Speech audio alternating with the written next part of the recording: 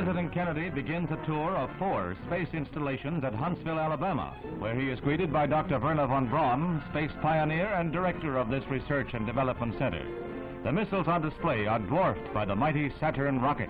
This booster is the first stage of the rocket that will put the 3-man Apollo capsule into a 2-week orbit of the Earth in 1964 as a preliminary to a lunar shoot.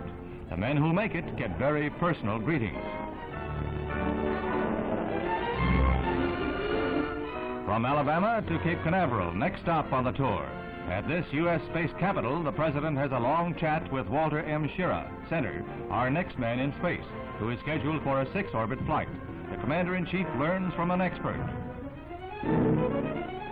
Next stop, Houston, where he is cheered by thousands of Texans on his way to a stadium for his key speech of the trip. At Rice University, there's a crowd of 40,000 present, and Mr. Kennedy calls for backing for the U.S. space effort. He says that we cannot afford to lag if we want to be in the forefront of nations.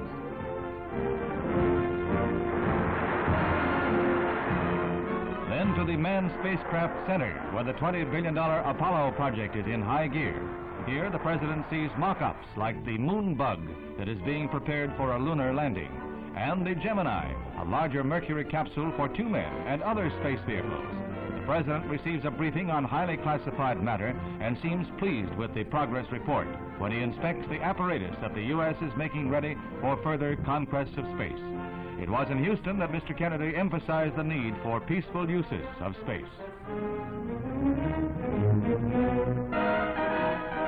Fourth and final stop is at St. Louis for an inspection of the McDonnell plant, where the Phantom II fighter bomber is built, as well as Mercury and Gemini capsules. The F-4H is a 1,600-mile-an-hour streak of lightning. The Gemini, which was developed here, will allow 2 men to orbit the Earth for 2 weeks and will be used for experiments in outer space rendezvous and docking missions. This winds up the President's first-hand look at our space program and our progress in the race for space.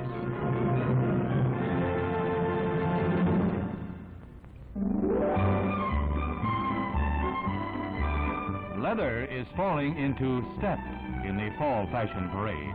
Finished in an explosion of rainbow colors, leather has been styled into smocks and sheath-topped skirts like this eye-stopping pair. Just the thing for a day's outing at Sterling Forest Gardens in New York. On the left, a pile-line coat, and on the right, a natural pigskin. Leather to get a man in a lather. Designers have let their imaginations run riot. They've even captured a leopard to line this hooded suede. Another offbeat treatment of suede, a shift with a cardigan jacket, and the suede hat offers Milady a chance to add another feather to her cap. To enhance the classic tweed, this 3-piece suit is trimmed with suede, and hidden beneath the sweeping lines of the coat is a leather blouse. And here, the shift is treated with a saucy bolero jacket, all topped with a kidskin turban.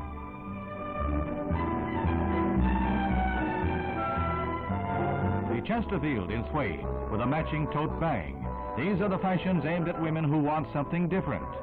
And name me one woman who doesn't.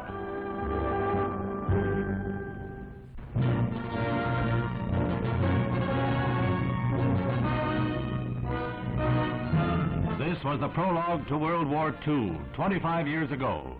The people of Shanghai, standing firm against Japanese threats of aggression, were suddenly bombed without warning from the air and from the sea. This was the horrible preview of things to come, civilians helpless before a doom sown from the skies. No longer was there any place to hide. Natives tried to flee into the International Zone, and they died by the thousands under a rain of bombs. Simultaneously, the Japanese attacked Nanking, Kitzin, and Beiping. It was the beginning of the war that bloomed into full horror on December 7th, 1941.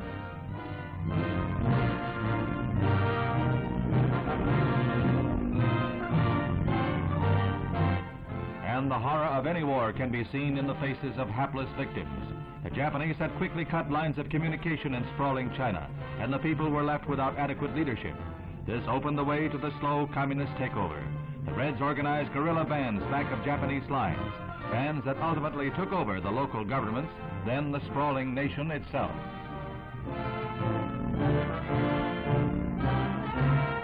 The United States lost no time in evacuating American nationals from the danger zones. Tenders and tugs took aboard families of military and diplomatic personnel under the direction of Admiral Yarnell. It was a precarious task to transfer them downstream to waiting liners. The course lay between Japanese warships in the river and Chinese snipers on shore. However, it was a successful evacuation carried out without injury.